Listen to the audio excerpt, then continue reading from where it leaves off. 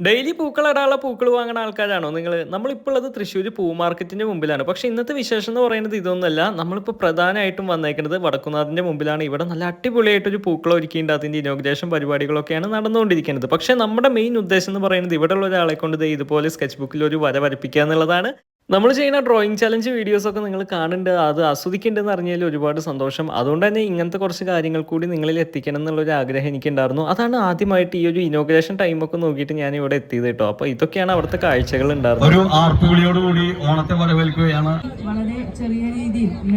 ചെറിയ രീതിയിലുള്ള ആഘോഷങ്ങളാന്ന് പറയുന്നുണ്ടെങ്കിലും എല്ലാവരും കൂടി ചേർന്നിട്ടുള്ള പരിപാടികളായതുകൊണ്ടും നല്ല കളർഫുൾ ആയതുകൊണ്ടും നല്ലൊരു വൈബ് ആ സ്ഥലത്തുണ്ടായിരുന്നു. പിന്നെ പെട്ടെന്നായിരുന്നു ഇതുപോലെ മഴയൊക്കെ പെയ്ത് നമ്മൾ ആ ഒരു പന്തലിൻ്റെ ഉള്ളിലേക്ക് ഓടി കയറിയത് കേട്ടോ.